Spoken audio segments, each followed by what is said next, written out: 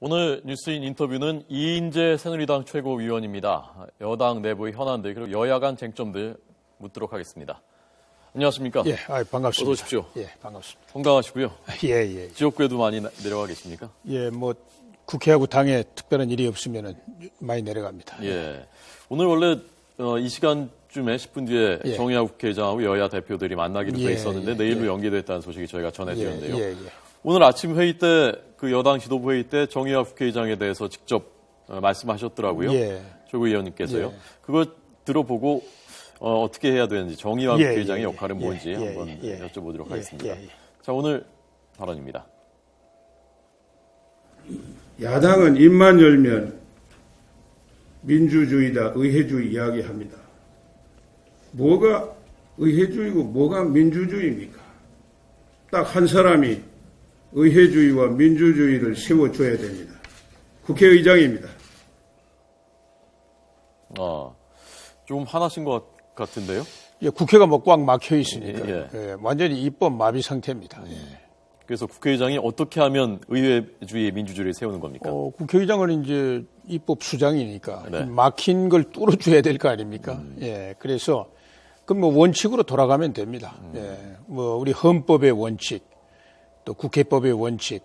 그래서 소수가 자기들 마음대로 자의적으로 뭐 법안 상정 자체를 틀어막고 있으니까요. 네. 이걸 뚫어줘야 될 거 아닙니까? 예. 국회의장 뭐 하려고 그 자리에 있습니까? 예. 국회가 돌아가야 국회의장 아닙니까?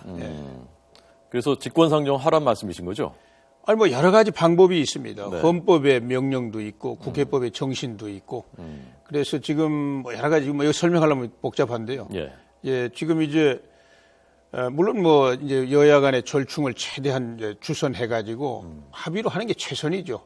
그게 지금 안 되는 상황이니까 지금 그 국회 선진화법 개정안이 운영위원회에서 부결된 게 있어요. 예. 그걸 이제 아마 원래 내일 본회의가 열리게 돼 있었는데 지금 내일은 뭐 국민의당 창당 때문에 하루 늦추었습니다. 그래서 모레쯤 이제 본회의 열리면은 그거 이제 보고됩니다. 보고되면 저희 새누리당에서 본회의 부의 요청을 하게 됩니다. 예. 그러면 이제 본회의에 자동으로 부의가 되는 거예요. 국회의장이 그거 상정해가지고 이제 그 통과시키면 됩니다. 예. 그러면은 이제 국회의원 과반수가 요청하면은 그 법안은 이제 본회의에 상정해서 처리할 길이 열리게 됩니다. 네.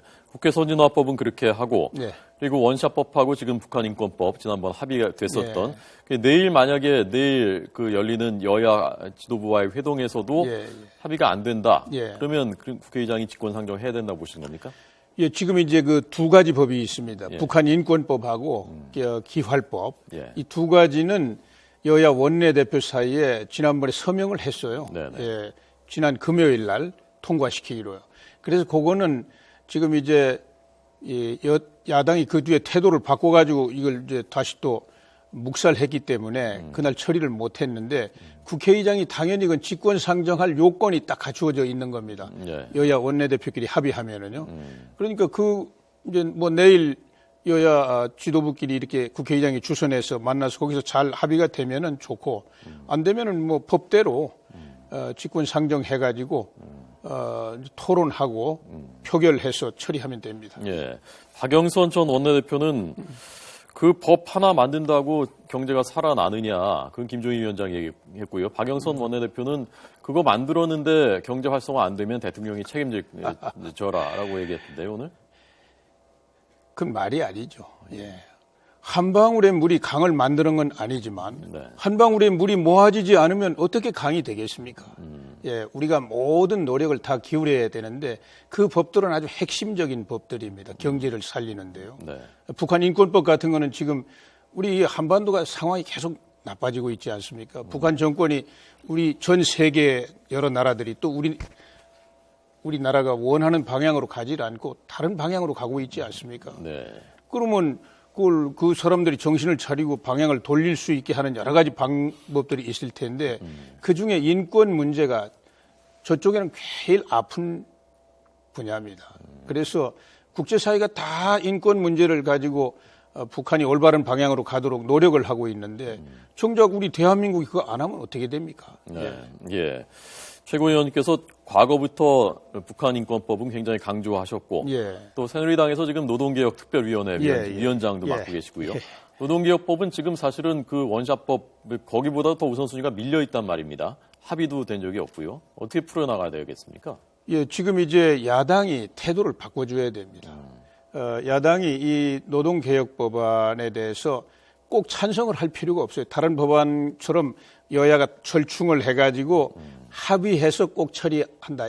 이거하고는 좀 차원이 달라요. 왜냐하면은 이 노동개혁 법안에 대해서는 현실적으로 양대 노총, 뭐 특히 민주노총이 아주 격렬하게 반대하고 있지 않습니까?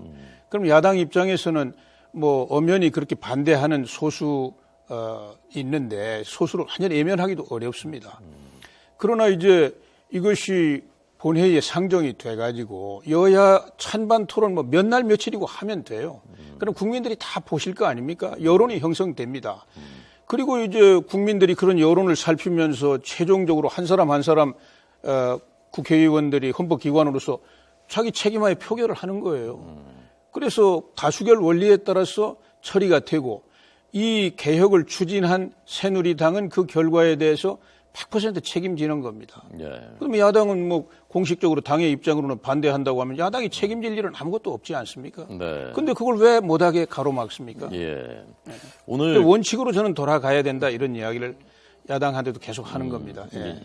워낙 지금 꽉 막혀 있으니까 절충안으로 여당에서 파견법 문제, 기간제법하고 파견법이 제일 큰 쟁점인데 중에 파견제를 대기업에는 적용하지 않는 그런 절충안을 검토하고 있다는 중앙일보 보도가 있었거든요. 검토할 여지가 있는 겁니까? 근데 그건 조금 뭐 부정확한, 저도 뭐 보도를 봤습니다만은 표현이 좀 부정확한 거고요. 이 뿌리 기업은 이제 이 무슨 자동차를 만든다든지 뭐 전자제품을 만든다든지 할 때 그 용접이라든지 또는 주조, 금형 이런 아주 필수적인 작은 분야를 이야기합니다.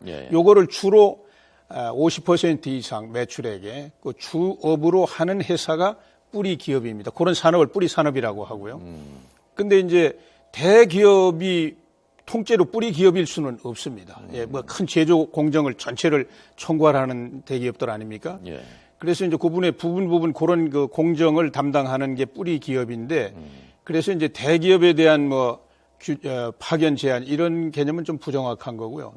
다만 이제 민주노총 같은 곳에서 자기들 뭐 자동차를 만든다든지 뭐 배를 만든다든지 하는 큰 공장 안에 그런 걸 하청을 받아서 이 뿌리 기업 운영하는 사내 하청 기업들이 있어요. 근데 거기 그러면 다 그런 파견 근로자가 몰려오는 거 아니냐. 이렇게 이제 자꾸 이야기를 하는 경우가 있는데 그 사실이 아닙니다. 우선 뭐 허용하더라도 절대 그럴 리는 없는데 뭐 꼭 그것이 그렇게 두렵다면은 우리는 뭐 주로 회사 그 사내 하청이 아니라 밖에서 독립적으로 운영하는 뿌리 기업들 대부분이 중소 영세한 기업들입니다. 10인 미만이 거의 70% 가까이 돼요. 여기가 아주 극심한 인력난을 겪고 있지 않습니까? 그러니까 이런 쪽에만 허용하는 쪽으로 좀 수정할 의향도 없는 건 아니에요. 그런데 그것도 뭐 야당이 그런 걸 가지고 절충을 하자고 나와야 되는데 아예 말을 안 하니까 그 뭐 보도가 어떻게 나갔는지 모릅니다만은 우리는 유연한 생각을 갖고 있습니다. 알겠습니다. 이제 새누리당 당내 현안 여쭤보겠습니다. 정치 고수시니까 제가 뭐 그 허심탄회하게 제가 궁금한 거 다 여쭤볼 테니까 뭐 마음에 안 드시는 거는 뭐 그런 걸 물어보냐 그렇게 하셔도 되겠습니다. 당내 현안은 좀 안 물어보면 좋겠는데. 저희 또 안 여쭤볼 수는 없으니까요. 어제 비박계 의원들 모임이 있었는데 조금 전 저희가 김성태 의원 전화 연결했거든요. 어떻습니까? 뭐 그 정도 할 수 있다고 보십니까? 아니면 좀 적절치 않았다고 보십니까? 글쎄 뭐 저는 뭐 어떻게 해서 그런 모임이 만들어졌는지 이제 금시초문이고요.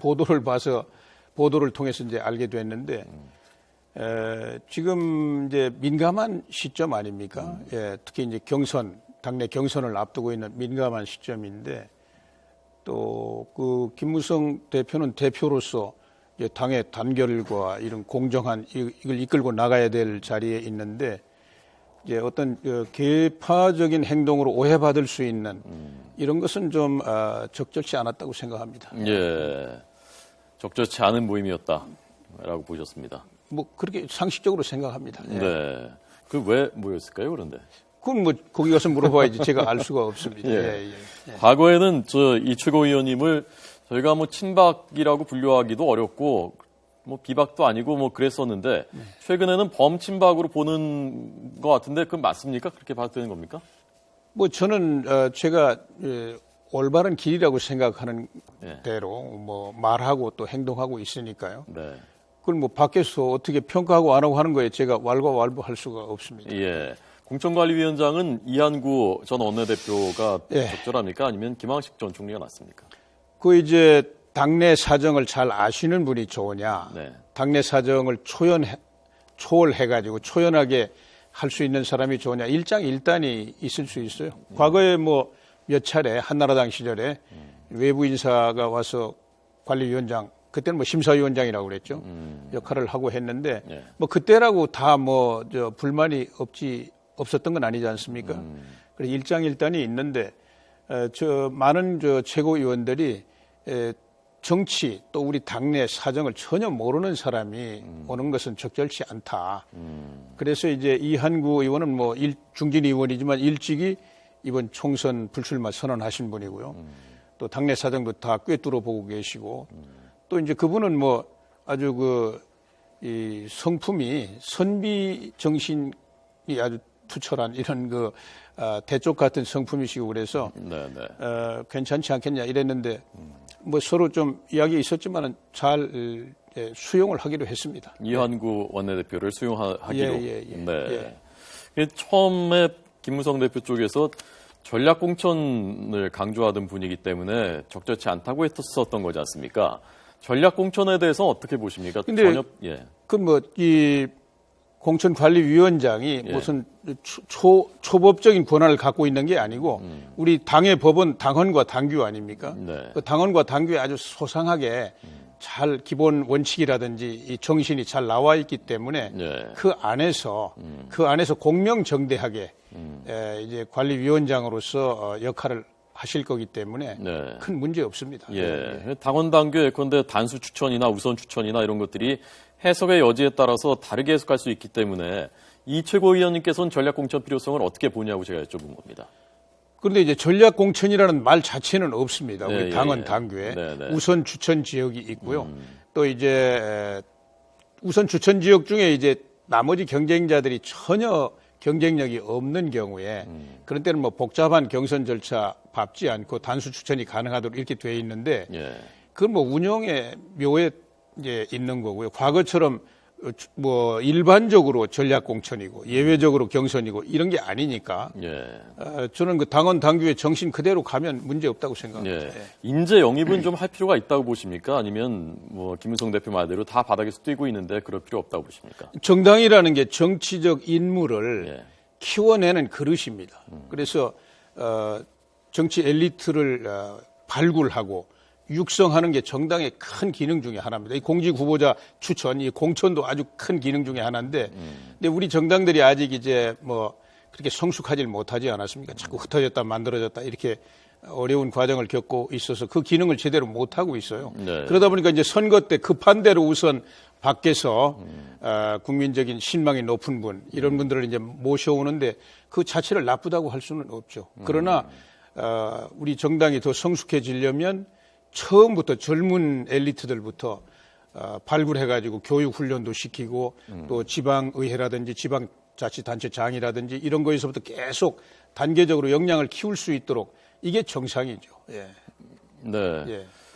저희가 조금 전 그 이인재 최고위원님 말씀하신 내용, 이한구 공천관리위원장이 내정됐다, 그렇게 수용하기로 했다, 김무성 대표 쪽에서도 한 것을 지금 저희가 뉴스 속보로 전해드리고 있습니다. 이렇게 받은 말씀 시청자 여러분께 말씀드려도 되는 거죠? 그렇습니다. 알겠습니다. 자, 그래서 저는 그 정치 고수시니까 제가 궁금했었던 두 가지가 있습니다. 첫 번째는 8선 되시지 않습니까? 이번에 당선되신다면. 7선입니다. 국회의원은. 이번에 당선되시면. 되면 이제 7선이고 제가. 되시면 7선 되는 거고. 민선 경기도지사 나가는 일 때문에 15대 국회는 이제 쉬었습니다. 그러니까 그 선거에서도 또 승리하셨고. 그러니까 선거에 말하자면, 달인, 고수시니까 이번 총선에서 새누리당이 몇 석 정도 얻을 것이라고 예상하는지. 우선 선거는 뭐 여러 번 했다고 고수가 아니고요. 선거는 뭐 언제나 처음 하는 거하고 사실 똑같습니다. 오히려 또 선거를 많이 한 사람일수록 선거가 두렵죠. 민심이 그만큼 무섭고 두려운 존재입니다. 이번 우리 새누리당 저는 뭐 과반이 넘으면 정말 국민들께 한없이 절을 해야 된다고 생각하고요. 야당이 분열하니까 우리 새누리당이 반사 이익이 있을 거 아니냐. 이거는 우선 뭐 그런 생각을 가질 수도 있지만 경험은 그렇지 않습니다. 우리의 경험은 또 제가 정치하면서 경험은 과거에 노태우 대통령 때 1로 3김 아닙니까? 민정당하고 3김 당이 다 있었어요. 야권이 셋으로 분열되어 있었습니다. 그것도 강력한 야당 지도자들에 의해서 분열되어 있었습니다. 그런데 그때가 이제 13대 총선입니다. 제가 처음 국회에 입성할 때인데요. 그때 뭐 민정당이 어마어마한 의석을 얻게 될 것이다. 그래서 오히려 전국 운영에 부담이 될 것이다. 이렇게 조심할 때입니다. 그런데 뭐 선거 결과는 아주 초라했죠. 민정당이 과반도 훨씬 못 미쳤습니다. 그래서 3당 합당이라는 역사적 사건이 일어나는 원인이 됐는데요. 저는 이번 총선 우리 새누리당이 정말 혼신의 힘을 다 기울여야 되고요. 더 겸손하게 정책 중심으로, 인물 중심으로 또 박근혜 대통령 남은 임기에 2년 가까이 남았는데 이 모든 일이 끝이 중요하지 않습니까? 이 개혁도 마무리가 중요합니다. 그래서 박근혜 대통령과 함께 이 사회 경제 개혁을 완성할 수 있도록 국민들께서 좀 힘을 실어달라 이렇게 호소해야 과반이 넘어가지 않을까 이렇게 생각합니다. 그래도 180석, 200석 얘기까지 나왔었는데 과반이라고 하면 너무 엄살 부리시는 거 아닙니까? 그렇지 않습니다. 180석 그거는 뭐 상상이 안 되는 숫자죠. 그거는 뭐 누가 그런 얘기 뭐 저는 그렇게 뭐 누가 말했는지 잘 모르겠는데 전혀 그거는 있을 수 없는 수치입니다. 알겠습니다. 그 가운데의 변수가 그 제3당 국민의당이지 않습니까? 과거에 이 최고위원님께서 제3당을 해보셨고 그때 이름이 또 국민신당이었더라고요. 그렇습니다. 그때 대선에 주면서 득표를 많이 하셨었고 그 전에 왜 그 제3당도 국민당이었거든요. 묘하게도 국민자가 많이 들어가요. 제3당에. 이번에 제3당 국민의당이 총선에서 몇 석 정도 할 것이라고 예상하십니까? 그건 뭐 제가 섣불리 예측하기가 굉장히 어렵고요. 다만 이제 저도 뭐 경험을 가지고 있습니다만 이 대통령제 하에서는 다당제로 이 분산되기가 어렵습니다. 국민들은 양당 중심으로 이렇게 선택하려고 하시기 때문에 이 내각제로 가게 되면은 이제 다당제가 가능한데요. 그럼 뭐 제도적으로 서로 연정도 하고 해서 항상 안정적인 다수 세력을 만들 수가 있으니까요. 근데 대통령제에서는 그게 굉장히 부자연스럽고 어렵습니다. 그래서 지금 제3당이 상당한 의석을 얻는 데에는 굉장히 아마 험난한 과정이 있을 것으로 생각하고요. 그러나 뭐 시작을 했으니까 우리 정치 발전에 도움이 되도록 잘 되기를 바랍니다. 20석 이상 하기가 쉽지는 않을 것이다. 굉장히 어려운 과제죠. 김종인 위원장에 대해서 오늘 김성 대표가 저쪽으로 가더니 완전히 다른 사람이 됐다고 하던데 어떻게 보셨습니까? 최근 행보에 대해서. 저도 이제 그분은 뭐 경제학자고 또 경제 관료 출신이니까 굉장히 실용적으로 잘 접근해 주실 것으로 생각했는데 불행하게도 엊그제 북한 인권법하고 기활법 지난 금요일 날 처리하기로 여야 원내대표가 사인까지 다 했는데 그거를 그냥 뭐 의원총회에서 김종인 위원장께서 주도해가지고 그냥 백지화 시켰습니다. 참 불행한 일이죠. 그래 실망이 많은데 지금부터라도 정말 우리 초미의 이 개혁 과제들 쟁점 현안들 이거 긍정적으로 처리를 좀 빨리 하시고 그리고 총선으로 나가서 총선에서 우리 국민들에게 희망의 경쟁을 해야 되지 않겠습니까? 좋은 인물과 좋은 정책을 가지고 이거는 희망의 경쟁을 해야 국민들도 기뻐하시고 또 우리 정치도 발전하는데 그런 역할을 좀 해주시기를 바랍니다. 알겠습니다. 오늘 이인재 새누리당 최고위원에게 들었습니다. 잘 들었습니다. 고맙습니다. 감사합니다.